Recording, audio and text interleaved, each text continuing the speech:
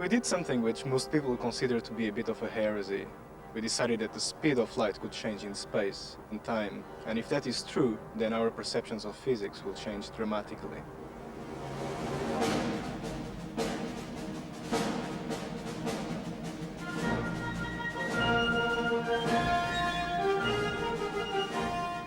At the dawn of a new century, a new theory is being born.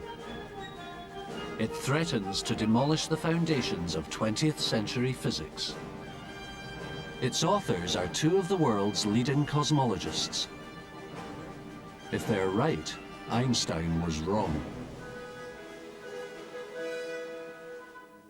It all began when Andy Albrecht and João Magejo met at a conference in America in 1996. Well, this was a pretty exciting meeting in Princeton. Most of the key people were there. There was lots of debate about the contemporary issues in cosmology. João came up to me sort of late one evening, I think, just when I was ready to leave, I think, and had a very interesting idea. This is total bullshit. It wasn't like that at all. It wasn't like that. Well, it was late. It wasn't like that. How was it, João? How do you remember it? Okay, let's start, shall we? The story as I remember it was, at least when I was present, was this conversation between the three of us. And then each one of us suggested something. And I remember I suggested a varying speed of light, and there was embarrassed silence. I think you two thought I was taking the piss at this point, because... Maybe, possibly.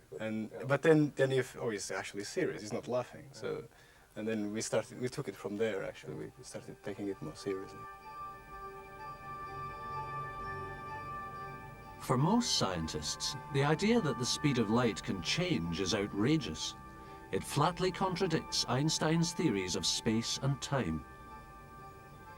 But recently, astronomers have begun to realize that the universe doesn't always behave as his theories would lead you to expect. We're making measurements which indicate that the universe is filled with some kind of energy density. We don't understand this energy at all. It's unlike anything else in physical theory. And the surprise is that instead of the universe slowing down, in fact, it's speeding up. It's certainly a very profound result for physics, because it would be the first ever indication that the laws of nature were not always the same as they are today.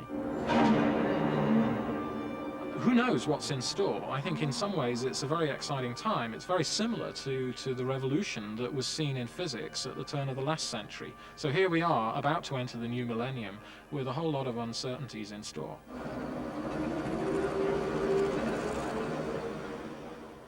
To understand what's at stake, we need to go back to that scientific revolution. It began here in Bern, Switzerland in 1905. As the new 20th century dawned, the intricate mechanism of 19th century physics was beginning to show signs of strain.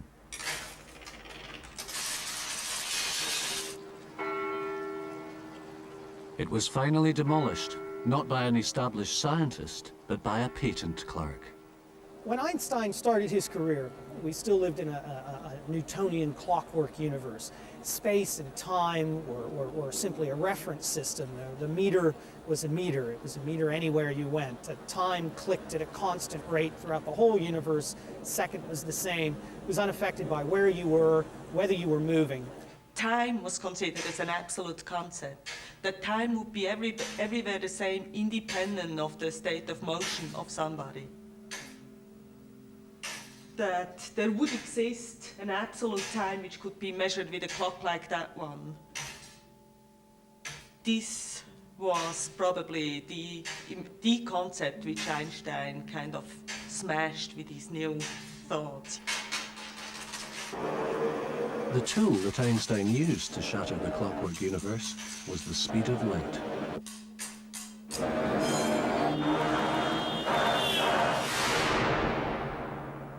He knew that for 20 years, scientists had been puzzled by an experiment which suggested there was something decidedly odd about the speed of light.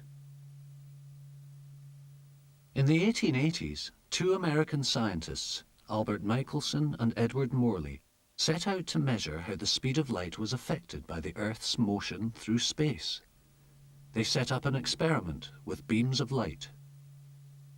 Well, in this experiment, there's a light source, which is the laser, and really what one's doing is splitting the laser beam into two, sending them in two directions at right angles, and measuring, in a sense, the relative speed of light along those two beams, and recombining them here, and the pattern that you see is the interference between the two beams, and it's measuring the relative speed of light within those two beams. If the apparatus were static, there'd be no reason to expect a difference between the beams. But in fact, it's moving very fast indeed. Our planet orbits the Sun at 30 kilometers a second. It also spins around its axis once a day. So every laboratory on Earth is spinning through space. Well, at this time of day, the Earth is essentially moving in this direction through space, round the Sun. If we then waited 6 hours, the Earth would have turned, and then this direction would be the direction of motion of the Earth through space, and then in another 6 hours, this direction will be back but reversed. So that by doing nothing, you can just sit here and very, very smoothly the Earth takes you round, and then you can just look at the stability of your apparatus. Michelson and Morley assumed that the planet's speed would add to the speed of the light beams in their apparatus. So they expected to see a regular pulsing of the pattern every 6 hours, as the Earth's motion added to the speed of light in first one beam and then the other. The surprising thing, of course, was that the measurements showed that nothing happened. And no matter how they did it, and when they did it, and whether they waited a long time, all year even, still nothing happened. And that's the beauty of the experiment, that if you can measure nothing very, very precisely, then you've got something really important. The importance of this result was that it proved that you can never add to or subtract from the speed of light. This was a direct contradiction to what was supposed to happen in the clockwork universe. When space and time are fixed, speeds must always add up.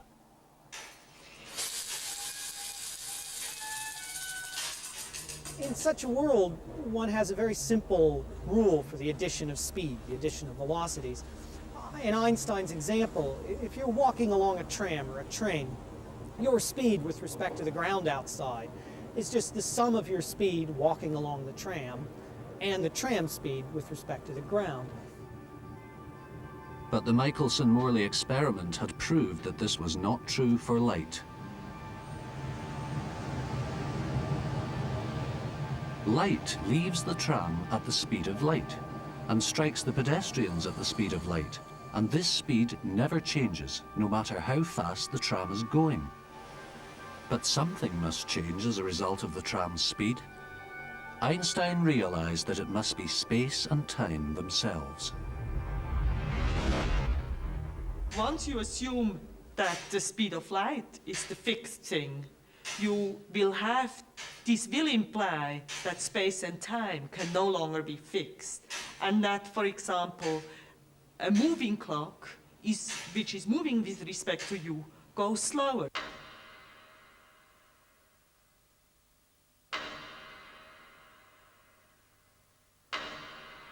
So viewed from the pavement, the speed of the light from a tram is not affected by its motion.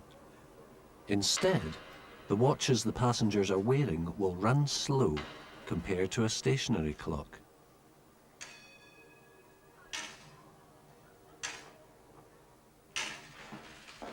In a small two-room apartment a few yards from the clock tower, Einstein wrote up his radical theory of special relativity. Advertisement of the unemployed Einstein offering. Yeah, he offers private courses in mathematics and physics for students. I mean, for some time he was unemployed, right? Nobody wanted him. And they thought he was too lazy. I think they thought he was too troublesome. Does it say there how much he charges, or do you have to call up and find out? It says that there are test lessons for free. Okay, I think I'll come by and have a test lesson. Just to see what it's like. But Einstein's fortunes were about to change. So here he is, 1905, 26. Very penetrating gaze. In that year, he published several papers, of which relativity was just one. 6 papers if you count the PhD dissertation, right? In 1 year. In 1 year. And each one founds a field of physics. And each one is worth a Nobel Prize. I wonder if he realized just how big a change he was making to the world when he wrote that down.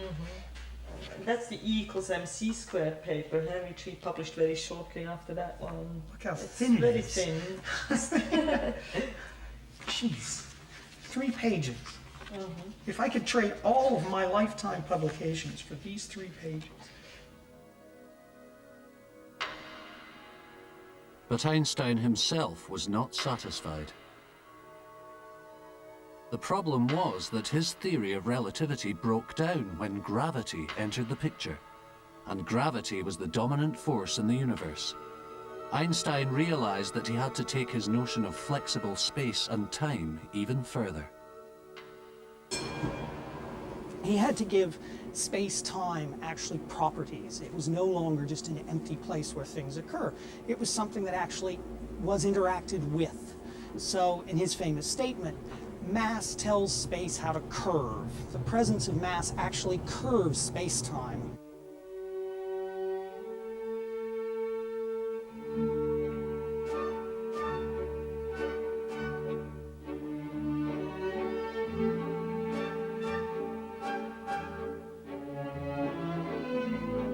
And then the flip side of that, his next part of his statement is, space tells mass how to move. So a mass moving through space-time now just follows the curvature induced on it by the presence of a mass.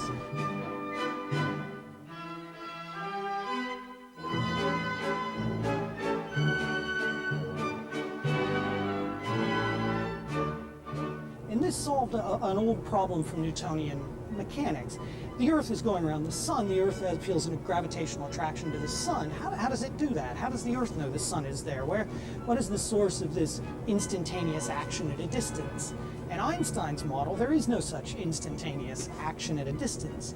The mass of the Sun simply curves space-time, and then the Earth follows that curve. Just like this tram follows the tram line it is on and responds to the local curvature of the tracks. It doesn't know if those tracks are going to curve some distance in advance. It doesn't need to know. It just follows the local curvature of the track.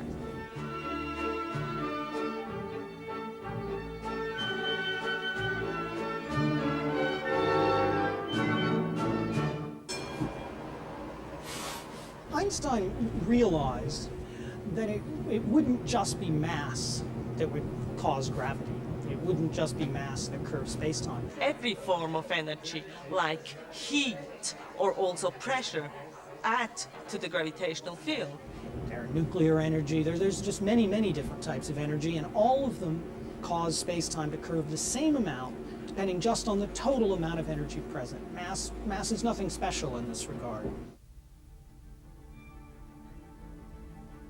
For 10 years, Einstein searched for an equation to express this relationship between mass energy and space-time. In the end, it was stunningly simple. G equals 8 pi t. In 5 characters, the Einstein field equation encompasses the structure of the entire universe. It ranks as one of the supreme achievements of human thought. When, as a student, you learn this theory, you find it extremely beautiful and simple. But then if you think, how did he get it? I mean, how on earth did he find out these equations? That's a miracle. I mean, still now, you can't really understand how he got there. But Einstein didn't stop. He set out to use his new equations to describe the entire universe. It was a bold leap, and immediately he ran into problems which still remain. Relativity was a great success, at least until Einstein had the courage to apply relativity to the universe as a whole. And he invented cosmology, scientific cosmology. But at the same time, he gave us a lot of problems which are still with us. basically the universe as we see it doesn't want to be like that according to relativity.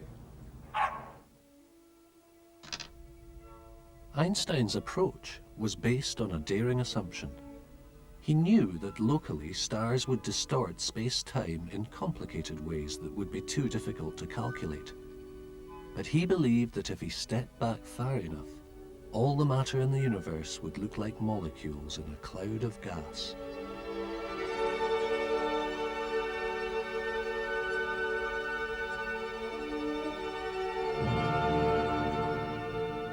The cosmological fluid.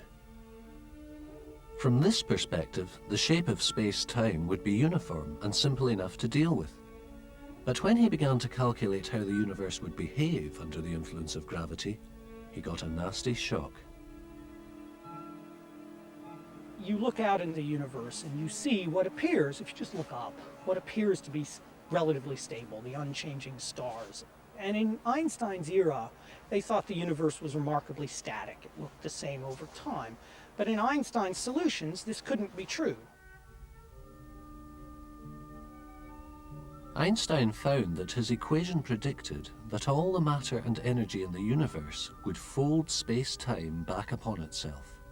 Soon the universe would meet a fiery end as all the stars and galaxies collapsed into an enormous fireball.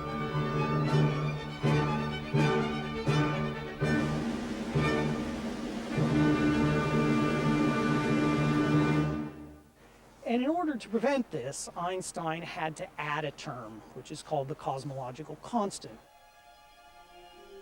To Einstein, this extra term, lambda, the cosmological constant, spoilt the beauty of his original equation. But he could see no other way to make the universe stable. Now, this is a constant that gives space-time itself the property that it would tend to spontaneously expand. Okay? And so he added that constant in with just the right amount, that this property of space-time to expand would exactly balance the property of the matter in the galaxy, or in the universe, to collapse under its own gravity. And so by exactly balancing these two, he could therefore make the universe stable. Now, it wouldn't really have worked, of course, because it's the stability of a pencil on its point. Even the smallest deviation to too small a matter density, or too large a matter density, would have made the universe collapse or expand. So I don't really think he'd solve the problem. Einstein's problem was that according to his theory, the universe was inherently unstable. It should have collapsed or exploded long ago.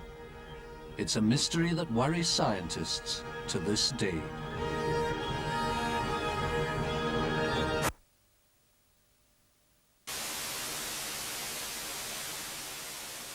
This is the echo of creation. Detune a television set and it will pick up microwave radiation from the edge of the visible universe. When it set out on its journey, it was orange light, but over the 15 billion years it has been travelling, the universe itself has grown 1,000-fold, stretching the light so that we now see it as microwaves. It warms us as it warms the entire cosmos, raising the temperature of space by 3 degrees. This signal is powerful evidence that the universe is not unchanging as Einstein imagined, but that everything we see around us was once part of an immense fireball. The first hints of that fiery beginning were found when astronomers started to look out into space beyond our own galaxy. Well, the 1920s was an exciting time in astronomy because that's when the first large telescopes came online. And Edwin Hubble, an American astronomer, started looking at nearby stellar systems, which we now call galaxies. Dr. Edwin Hubble, on a movable platform, lines up the massive telescope as he begins a cold night's work. And to his astonishment, he found that they were very, very far away, firstly, and secondly, by measuring the light from these galaxies, he was able to see that they were moving away from us. To Hubble, this could only mean one thing. The universe itself must be expanding. It's a pretty profound discovery that the universe is expanding, because if you think about it, what that means is that at some point in the past things were closer together. And so if you measure density, say the number of galaxies in a little box of space, then as you go back in time, the number that fits in a fixed box of space goes up. And so the universe becomes much denser and hotter. And as one goes back in time, eventually you come to a point which we call the Big Bang, when the density was extremely high. And so the profundity of this discovery is that the universe had a beginning, a Big Bang.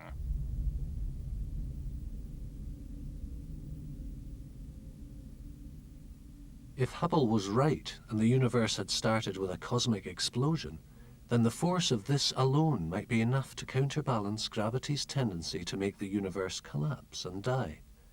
Perhaps here was a way to make the universe stable and solve Einstein's problem. So it's pretty interesting, actually. Einstein, you would have thought, would respond positively to observations, but as is often the case, theorists completely ignore observations. And so here was Hubble with a fantastic discovery, probably discovery of the century, and Einstein really didn't take any notice of it. So Einstein stuck to his static universe, insisted on his cosmological constant to keep the universe static, and it wasn't really until a meeting here in California between Hubble and Einstein in about 1932 that really there was a synergy between Einstein and the expanding universe. And here he comes, down from the sun tower after a hard morning, looking a few million miles into his favorite space. Hubble, in the middle here, soon convinced Einstein that the universe was indeed expanding. The cosmological constant, which Einstein had introduced to hold up a static universe against the force of gravity, appeared to be unnecessary after all. With relief, Einstein returned to the original form of his general theory of relativity. And it's at that time, or shortly after, that Einstein said that the invention of this cosmological constant was his biggest blunder. The construction was very skillful. You had to build up the outside and then put in the inside and then more outside and inside. It was a great piece of engineering. But Einstein's optimism was premature. It has gradually dawned on cosmologists that the Big Bang doesn't, in fact, solve the problem of the universe's stability. For 21st century physicists like Zhao Mageju and Andy Albrecht, the cutting edge of research is still the problem first identified by Einstein back in 1916. Assumption in which there is no sun. If you could really make that connection, then it's a reason why people should want the speed of light to vary. You'd think with all the great successes of the Big Bang, we'd be happy. We wouldn't be complaining. But we're concerned. There's a problem with the Big Bang, and the problem is we shouldn't be here. The universe has been gently expanding for 15 billion years. That's allowed time for stars, planets, and cosmologists to evolve. The problem is, it's almost impossible to get a gently expanding universe out of the Big Bang. Either it expands too fast, or it falls back in on itself. Either way, the universe could not last very long. A good analogy is to think about throwing a rock in the air. You throw it up, you expect it to come back after a little while. You throw a little bit harder, it goes further, but eventually comes back. If you throw it hard enough, and no human can do this, but NASA can do it with a spaceship, you can leave the gravitational attraction of the Earth and fly off forever.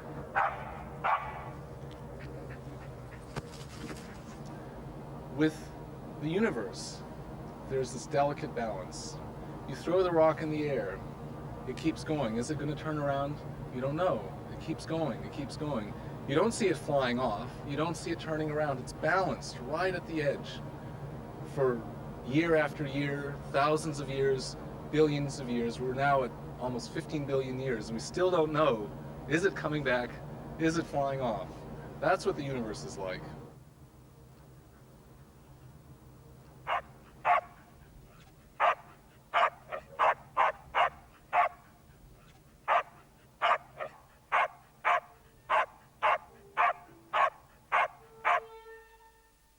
With the ball, it's how fast you throw it.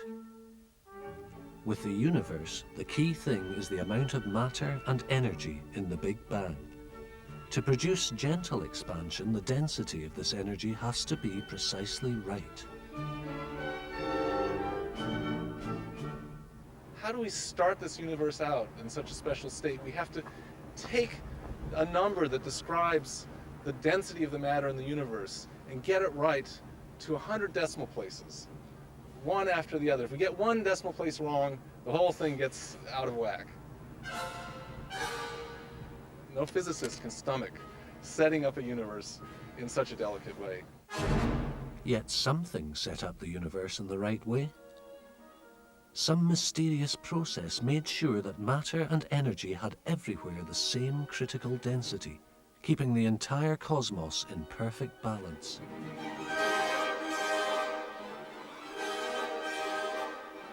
Scientists call this the flatness problem.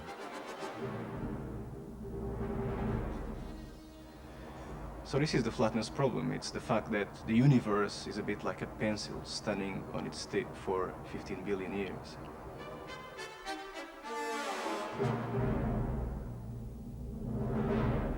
And it's even worse than that. The puzzle is that when you start saying, okay, suppose at the beginning things were different and something could come along and adjust everything just the way you need it, you run into the following problem. Nothing can travel faster than the speed of light. The universe is very, very big. Bigger than we can imagine, and bigger than we can see.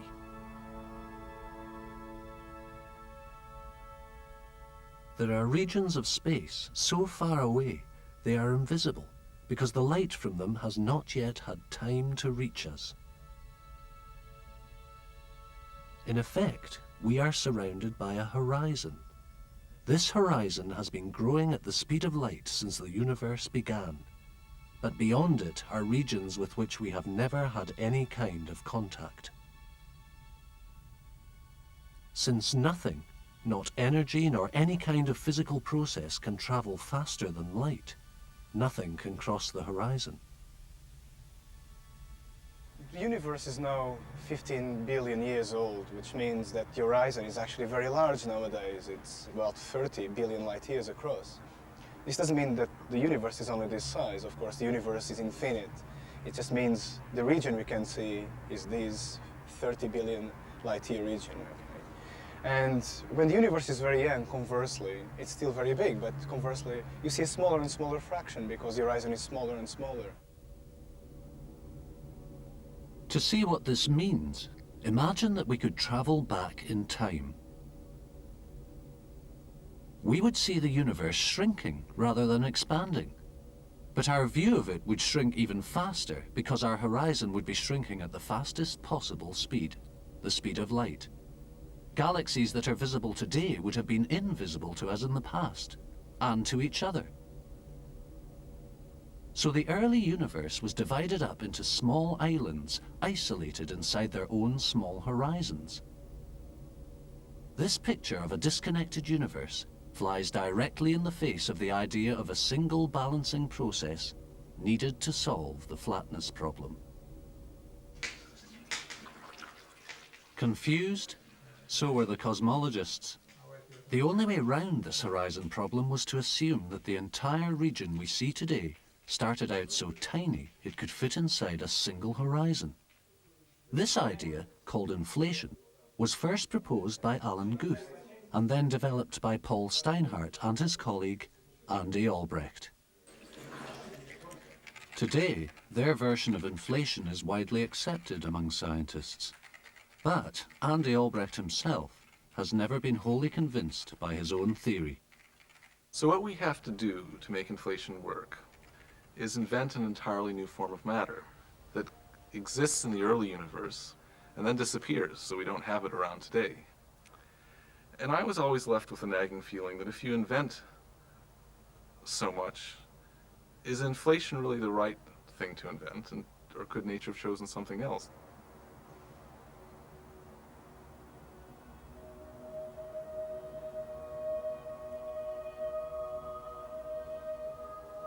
As a young researcher at Cambridge in the mid-1990s, Xiao Mageju was also skeptical about inflation. I mean, because inflation is the only thing available, people cling to it just like to a lifeboat, and there is this feeling. But some people need it. That's great. Well, a bit extreme, you could say. You could solve all these fine-tuning problems using divine intervention. And I think inflation is a scientifically acceptable way to invoke divine intervention. Okay, well, I think that's a bit over the top, but there's enough open questions that we really need to think about it.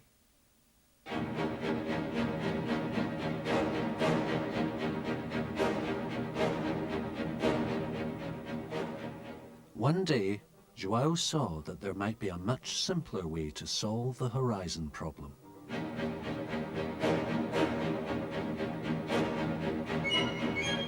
So one winter morning, like this one, and walking on these fields, I just realized that if you were to break one single but sacred rule of the game, the constancy of the speed of light, you could actually solve the horizon problem.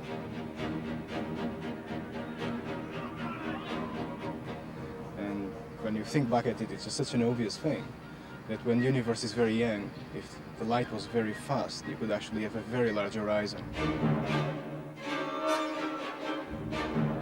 When the universe was 1 year old, the horizon would be one quick light here across, which could be as big as you wanted. And of course, you connect the whole of the universe if you do this. If early light was much faster, a single horizon could be big enough to encompass the entire known universe. It was a bold idea. Too bold. Well, this came at a time when I was a fellow of this college, but it was also a stage in my career where I had to look for a job. I was about to finish my position here, so this is not the time to go and pursue a very original idea. I was already quite controversial at the time. I didn't need one thing which would be even more controversial. Certainly there were times when I saw myself selling the big issue outside St. John's College. So I waited until I was on much safer ground. João found that safer ground when the Royal Society awarded him a rare and prestigious research fellowship. He joined Andy Albrecht's group at Imperial College. They started to work on João's idea together. There we go. My mother sees me smoking, she kills me. One day Andy just called me to his office and he said, João, let's work on the varying speed of light too. And he closed the door, he made a big secret about it. He erased the blackboard afterwards. He was really afraid someone might steal the idea. And then gradually we just started putting more and more maths together, try and find more and more things about the theory. It's not very much. You face the frontier, you face unknown questions, and you argue about it, and you have competing ideas, and after a while, one is clearly the winner. When you're really worried about something, it really is with you all the time, not just in your office.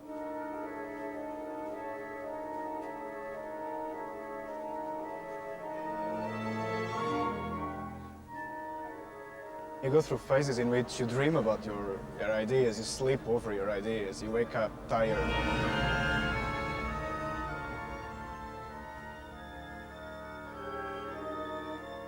Well, you need to cast things into equations in the end, because this is what science is all about. It's about mathematical models, not just pictures. Otherwise, it's all very cranky.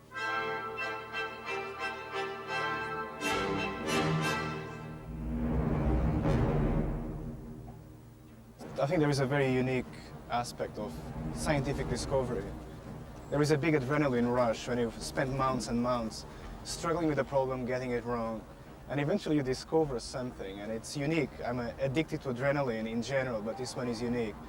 And I think this is the reason why scientists tend to be such big nerds, because social interaction, for instance, doesn't match quite this kind of pleasure which scientific discovery can give you.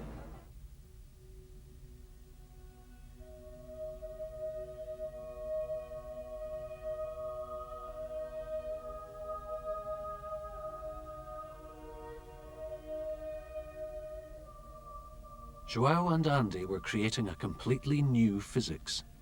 As they explored this strange new world, it began to dawn that perhaps they could solve more than just the horizon problem.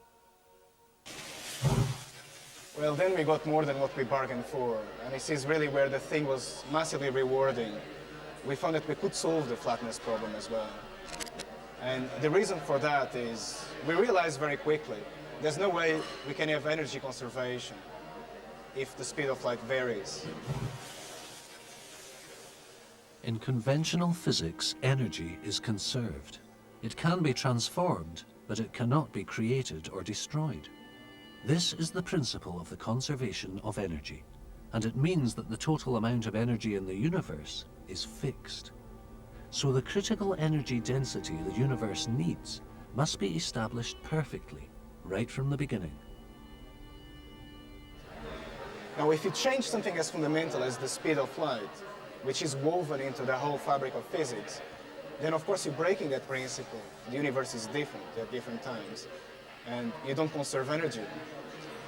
But then you realize this is exactly what you need to solve the flatness problem, because you violate energy conservation, pushing the universe to the critical energy density. That is, you create energy if you have a subcritical energy density, and vice versa. You take away energy if you have a surplus of energy density.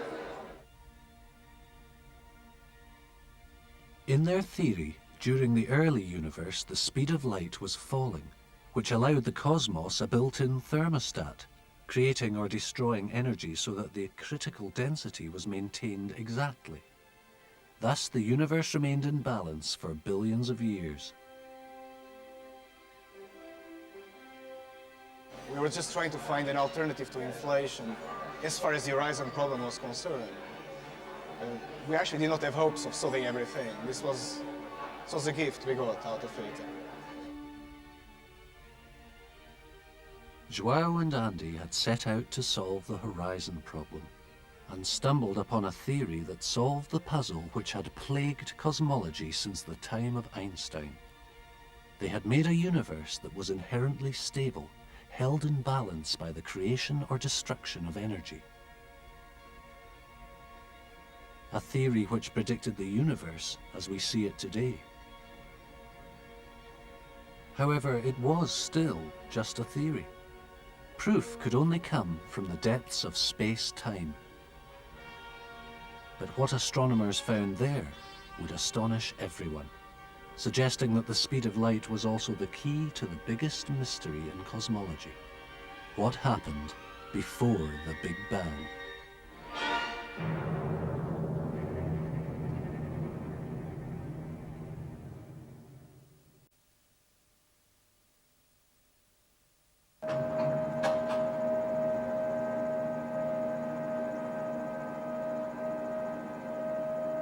Long ago, when the universe was young, light itself travelled faster than it does today.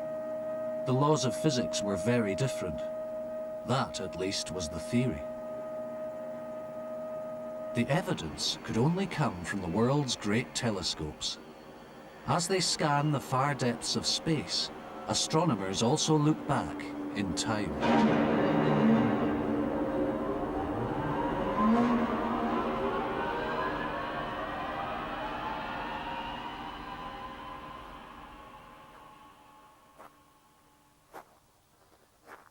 In 1998, the British astronomer John Webb started to become interested in the question of whether the fundamental constants of nature could change as the universe evolves. We're using a technique which enables us to look back into the past to measure physics as it was a long time ago. So we're doing that using quasars. Quasars are the most distant objects we can see. They are thought to be primitive galaxies in the process of formation. But John Webb is not interested in the quasars themselves. Quasars are just, as far as we're concerned for this study, very distant sources of light which shine through the universe to us. In doing so, they intersect gas clouds along the line of sight, and then we can study the physics of those gas clouds by looking at the way in which the light is absorbed. We can look at gas clouds relatively nearby, and we can look at them just about as far away as the most distant quasar. That means, in terms of look-back time, almost 10 billion years or something like that, an awful long time ago. So we're studying physics as it was when the universe was quite young.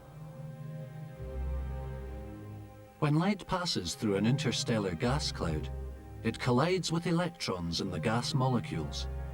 This creates a pattern of dark lines in its spectrum. What John Webb noticed was that this pattern looked different in the spectra from the most distant clouds. The inference was astonishing. Either the electrons were different, or the speed of light was greater in the distant past. If it's correct, it's certainly a very profound result for physics, because it would be the first ever indication that the laws of nature were not always the same as they are today.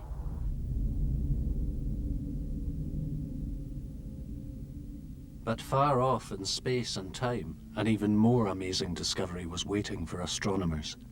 Today, cosmology is buzzing with news of the unexpected comeback of an idea discarded 70 years ago: Einstein's cosmological constant, lambda.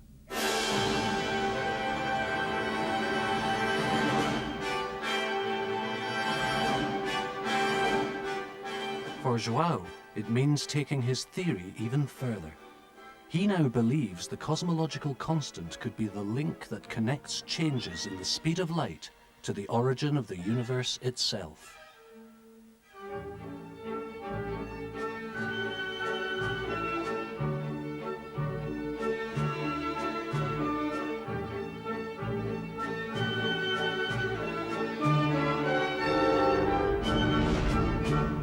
So Einstein had already endowed space-time with its own life when it allowed space-time to curve, to have its own dynamics. And the cosmological constant was one step further. It was basically giving space-time its own energy, so that even before you put matter into space-time, when you have vacuum, you have some energy density in this vacuum. And this is what lambda is. It has this very interesting property that essentially it makes repulsive gravity.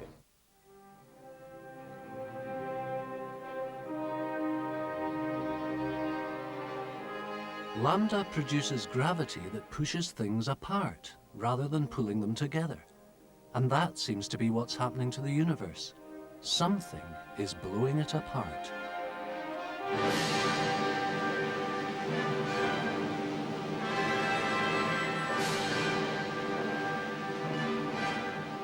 Ever since Hubble convinced Einstein that the universe is growing, astronomers have been trying to measure its rate of expansion. The breakthrough came when they started to concentrate on exploding stars called supernovae. They thought that these would allow them to chart the gentle deceleration of the universe. What they actually found was precisely the reverse. Now the question is the universe slowing down, as we would expect? And the surprise is that instead of the universe slowing down, in fact, it's speeding up. Something is upsetting the delicate balance of the universe, pushing the galaxies apart faster and faster. A new force in the vacuum of space. The acceleration that is seen from the supernova data, of course, raises the amazing question of resurrecting Einstein's cosmological constant. It looks as if space-time is humming with energy. Buried in the equations of his theory, João has found a hidden link between this energy and the speed of light. Well, at some point we found that two interesting things. One was that the energy in the cosmological constant also depends on the speed of light. And in particular, if the speed of light drops, then the energy in the vacuum drops as well. And the second thing we found is that this cosmological constant itself promotes changes in the speed of light. It can make it drop in value. So you have an instability. In João's theory, a change in the vacuum can cause a drop in the speed of light.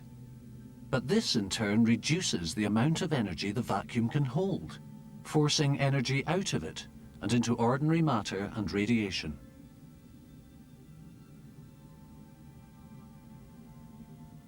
Could this be the genesis of the universe? What happened before the Big Bang?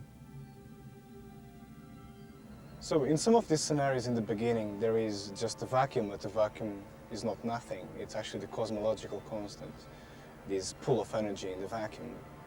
And in these theories, then, it is this energy what drives changes in the speed of light. It makes it drop in value.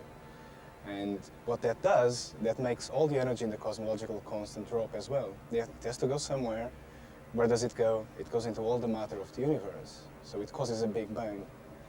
So in these scenarios, it's actually this sudden drop in the speed of light, this change in the speed of light, what causes the Big Bang.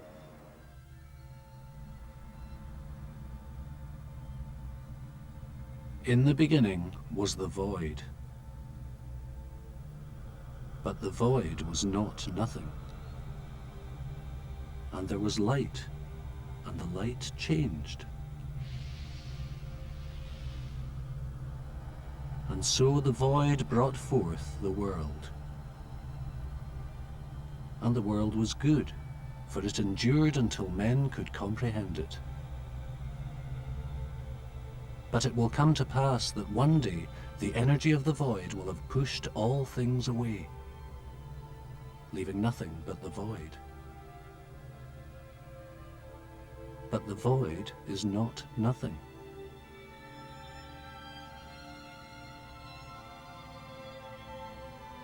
And you might think this is the end of the universe, but of course, in the picture of this theory, it's just creating the conditions for another Big Bang to happen again. Another sudden drop in the speed of light, another sudden discharge of all this energy into another Big Bang. So it is possible that actually our Big Bang is just one of many yet to come, basically, and one of many which there were in the past already. And maybe the universe is just this sequence of Big Bangs all the time. João's bold challenge to the constancy of the speed of light has led him to a wholly new view of the cosmos, one in which the universe no longer has a beginning and an end, but is eternal, an endless cycle of Big Bangs drawn from the vast reservoir of energy in the vacuum. And like every cosmologist before him, João has been guided by the theory that started it all. It is a measure of Einstein's genius that even when he was wrong, somehow he was right. What he called his biggest blunder may yet prove his greatest legacy. Well, of course, I respect relativity enormously, and I have this feeling that it is only now that I contradicted relativity that I really understand it. And it's actually just because I've gone against it that I'm showing my full respect to the great man. This is not at all trying to contradict Einstein or anything, it's just trying to take things one step further. Eventually, of course, it will be nature what will decide whether this is true or not. And I'm working on basically trying to find ways of deciding whether the theory is right or wrong. Some kind of experiment which will decide conclusively whether the varying speed of light theory is pure nonsense or not.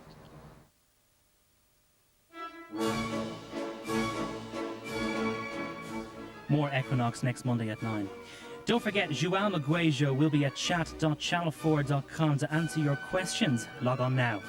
2 Channel 4 books, The Earth and Warfare, are available from bookshops, priced $12.99 each. You can order your copy from the Channel 4 shop with free delivery on 08701234344. And for more information about tonight's programme, go to the website at channel4.com/Equinox.